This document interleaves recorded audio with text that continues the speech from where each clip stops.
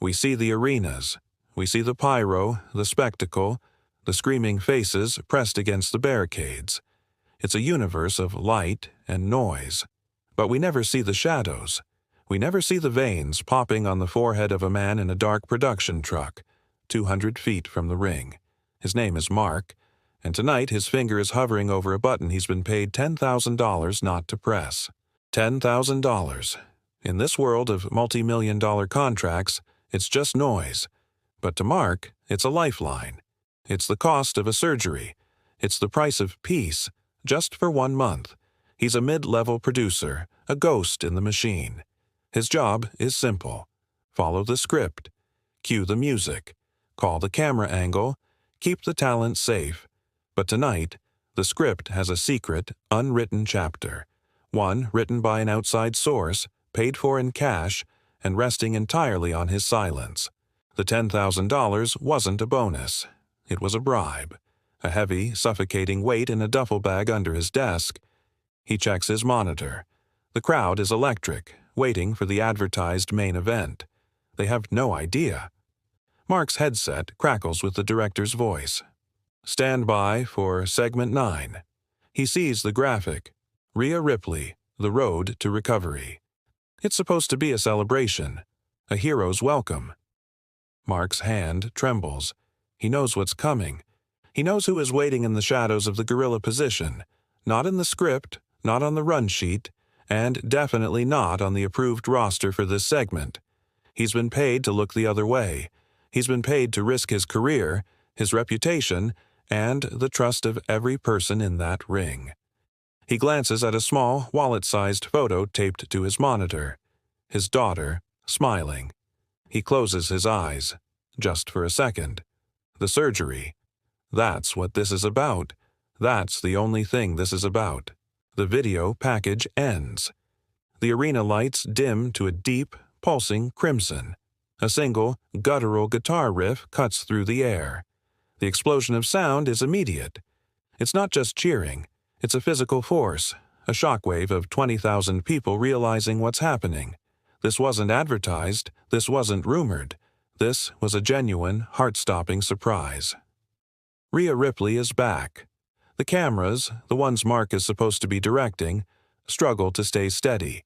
Fans are jumping, screaming, tears streaming down their faces. It's pure, unfiltered emotion. This is why people love this business. This is the magic. Rhea steps out onto the ramp, soaking it in. The ovation is deafening. She's been gone for months, taken out by an injury that many thought could end her dominance. And now, here she is. Mark watches on monitor C. He sees her face. The relief, the gratitude, the look of a warrior returning home. In the production truck, it's controlled chaos. The director is screaming, "Get a wide shot. Get the signs. Mark, stay on her, stay on her." Mark's throat is dry. He's just a spectator right now, but his heart is pounding a hole in his chest. He knows the script. He knows this moment of joy is a setup.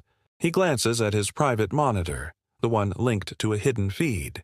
He sees a shadow detach itself from the darkness by the barricade, hoodie pulled low. It's not time yet. Not quite. The $10,000 feels like acid in his stomach. He's facilitating a betrayal, broadcasting it to millions. Rhea makes her way down the ramp, high-fiving the front row. The energy is a tidal wave. She slides into the ring, grabbing a microphone. The "Mammy's home" chants are shaking the rafters. She's about to speak. The director cues the audio engineer. "Bring her mic hot." But Mark isn't looking at Rhea. He's looking at the small red light on his own console. The light that indicates the secondary security channel, the one he was paid to mute, is still dark. He's holding his breath. Rhea finally gets the microphone to her lips.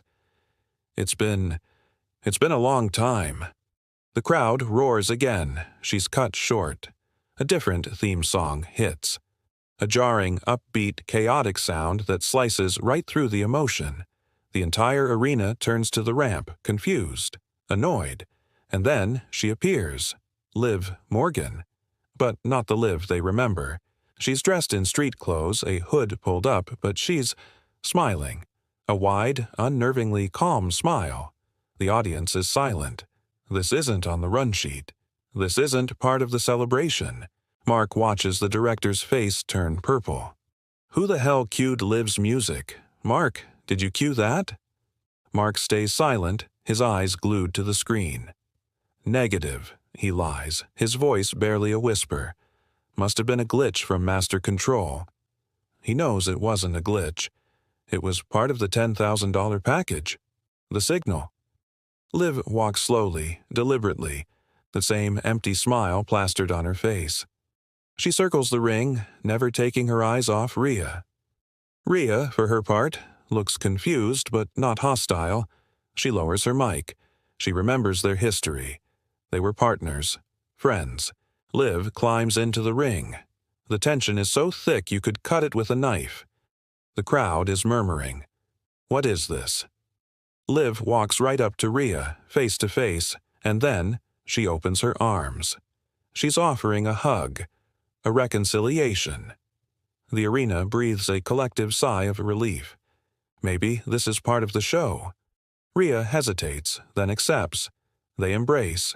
A hero's welcome, a friend's return. Mark watches the monitor. This is the moment. The contact.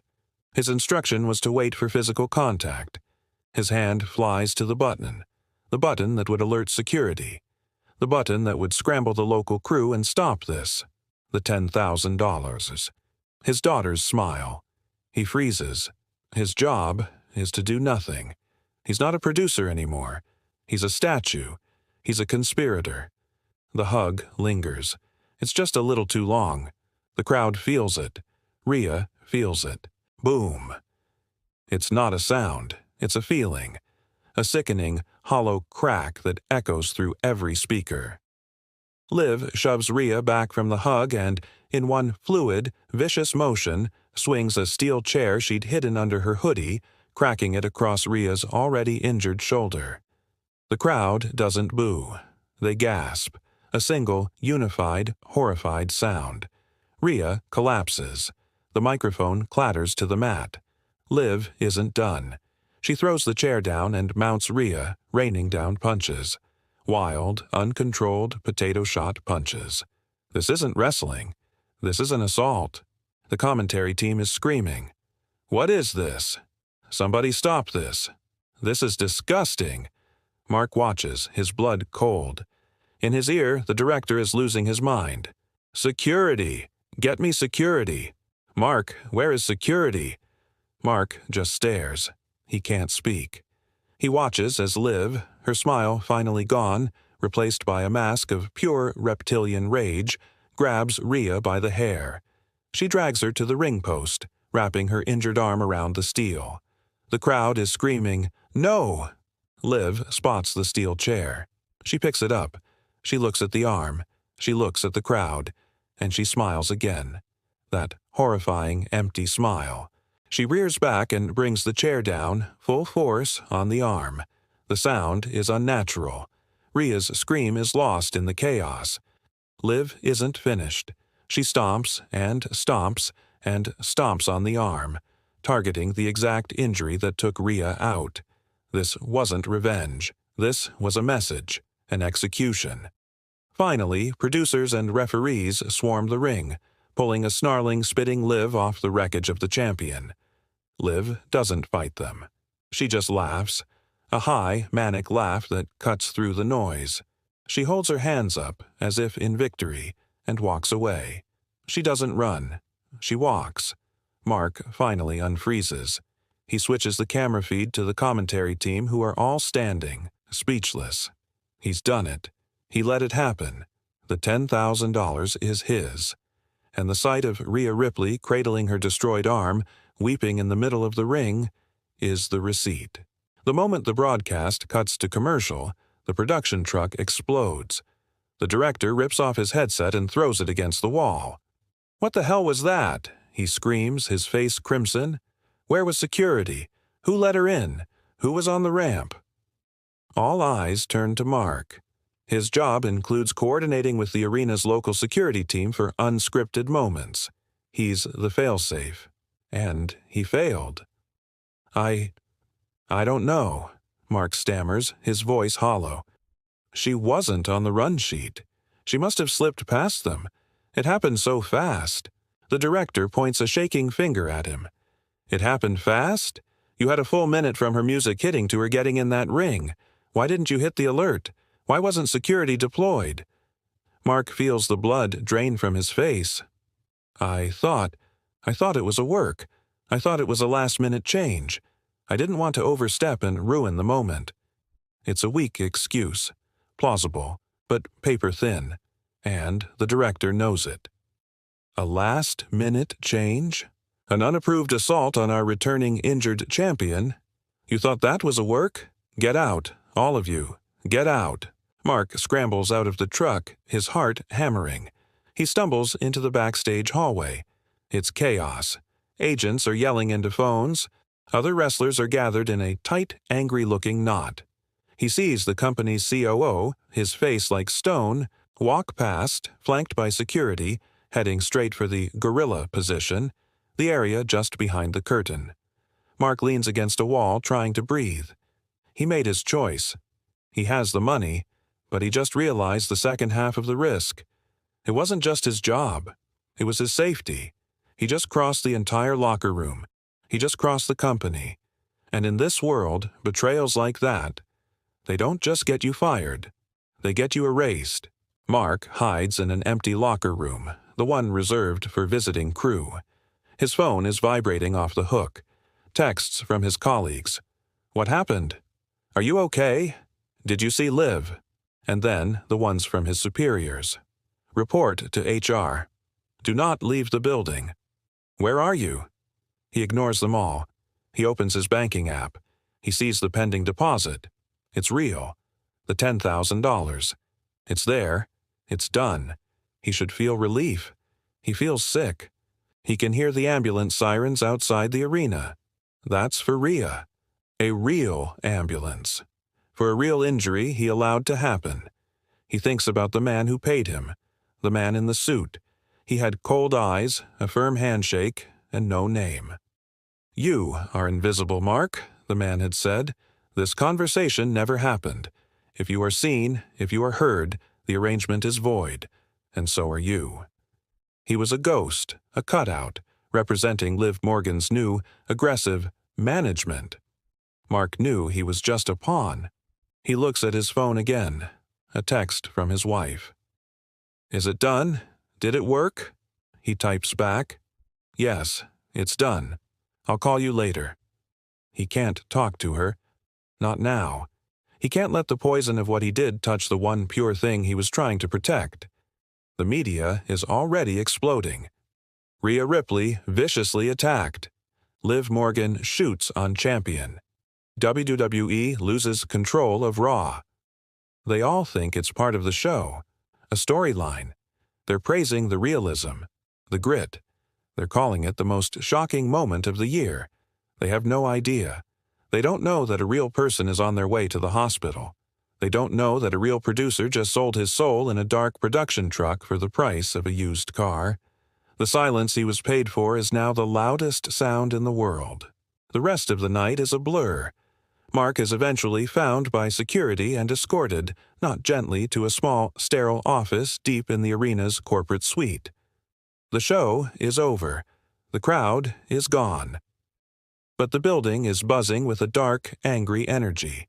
Inside the room are two people, the director and a woman in a sharp suit he's never seen before. She's from legal. Mark, she begins, her voice flat, explain to me your protocol for an unscripted talent appearance. He recites the manual. Alert director, signal floor manager, dispatch local security to the ramp, lock down the ring. She nods, looking at a printout. And you did. None of those things. Why? Mark sticks to his story, the only story he has. It happened too fast. Liv's music hit. I assumed it was a late addition from creative. By the time she was in the ring and hugging Rhea, I thought it was a reconciliation segment. Then the attack. It was over in seconds. I froze. The director scoffs. You froze? You've been doing this for 15 years, Mark. You don't freeze. The woman from legal holds up a hand. The music, Mark. It didn't come from your truck. We traced the signal. It came from an external source, piggybacked onto our audio feed. Did you notice any anomalies in your board? He shakes his head. No, nothing. It just played. He can feel the sweat on his neck. He's a terrible liar, but he's clinging to the lie like a life raft. The woman stares at him, her eyes seeming to look right through him. Rhea Ripley's arm is shattered. She's in emergency surgery. This isn't a storyline, Mark. This is aggravated assault. This is a multi-million-dollar asset. Compromised. And you were the gatekeeper. She leans forward. If you know something, if someone else was involved, now is the time. He sees an exit. A chance to blame someone else, but the man in the suit's voice echoes in his head. So are you. He looks down. I told you. I froze. The woman sighs, closing her file. Okay, Mark, you're suspended, pending a full investigation. Give security your badge. Mark is escorted from the building, a cardboard box of his desk items in his hands. He's numb. He walks past the talent parking lot. He sees a black Escalade idling by the exit. The tinted window rolls down. It's Liv. She's changed. She's wearing sunglasses even in the dark. That smile is back. She beckons him over. Mark's blood runs cold. He's not supposed to be seen. But what does it matter now? He's already been suspended. He walks over, hesitant. You look nervous, Mark, she says, her voice a low purr. Don't be. You did good. You did nothing, just like we practiced. Mark can't speak. He just stares at her. Why? He finally chokes out. Why like that? You could have ended her career. Liv laughs, a cold, sharp sound. That was the point. Everyone was talking about her return, her big comeback, her moment. They all forgot what she did to me. They forgot that I was on top before she took me out. This was just a reminder. This was pest control. The man in the suit is in the driver's seat. He doesn't even look at Mark. He just taps the steering wheel. You got your money, Mr. Johnson, the man says, his voice like gravel. Your daughter's surgery will go just fine, and you will remain silent. This company is investigating. They are looking for a scapegoat. Do not become one. Liv leans closer, her smile fading. This is bigger than you, Mark. This is about resetting the board. And you? You were just the piece we used to do it. Now go home, and forget this happened. The window slides up. The Escalade peels out, leaving Mark standing in the dark, clutching his box. He realizes, with dawning horror, the $10,000 wasn't just to buy his silence. It was to buy his life. He was the fall guy. He was the risk. He drives home in total silence. The city lights blur past. He feels like a ghost. When he gets to his house, the lights are on. His wife is waiting at the door. She runs out. Did it work? Are we okay? He can't even look at her. He walks past her into the house. He sits at the kitchen table. The $10,000 is in his bank account. His daughter's surgery is scheduled. He saved his family. But he's destroyed himself. Mark? What's wrong? His wife asks, her voice filled with fear. They suspended me, he says, his voice flat. They're investigating. They think I was responsible. But you just did what they paid you to do, she says, confused. No, Mark whispers. I did what Liv paid me to do. The company, they think I was negligent. Or worse, that I helped her. He finally looks up, his eyes hollow. I let them hurt her. I watched it happen. For money. His wife sits down, her face pale. You did it for us, Mark. You did it for our daughter. And what do I tell our daughter? He asks, his voice cracking. What do I tell her when she asks me what I do for a living? I used to make magic. I used to make heroes. Now, I just arrange the betrayals. He gets a notification on his phone. It's a news alert. WWE producer suspended following vicious attack. His name. His name is in the article. They leaked it. He wasn't just suspended. He was being offered up. The man in the suit. Liv. They didn't just use him. They set him up. The $10,000 wasn't a payment. It was the tag. He was it. The phone rings. It's an unknown number. He answers. It's the woman from legal. Mark, a word of advice. That investigation. It's moving fast. We've just seen security footage of you in the parking lot speaking to Ms. Morgan. You lied to us. The line clicks. She hung up. He's trapped. Liv and her management had him followed. They wanted him to be seen. The whole thing was a setup. They needed a scapegoat to make the attack look rogue and unplanned. They needed someone to take the fall for the security lapse, to make it look like the company was also a victim of Liv's chaos. And Mark, with his desperate need for $10,000, was the perfect target. He was the risk. His life, his career, was the $10,000 bet. And he'd just lost. The money is in his account. He can pay for the surgery, but he'll be paying for it from a prison cell. Or he can cooperate. He can tell them everything.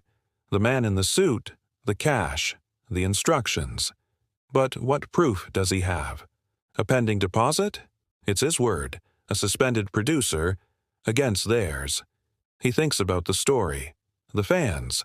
They're all online, buzzing. They're arguing about whether it was real or fake. They're debating the genius of Liv's character work. They're praising the shocking television. They have no idea about the real story, the real cost. The story of a man in a dark room who was paid to look away. He risked his life, his entire life, for $10,000. And the part they really don't want you to know? The man in the suit? The one who paid him?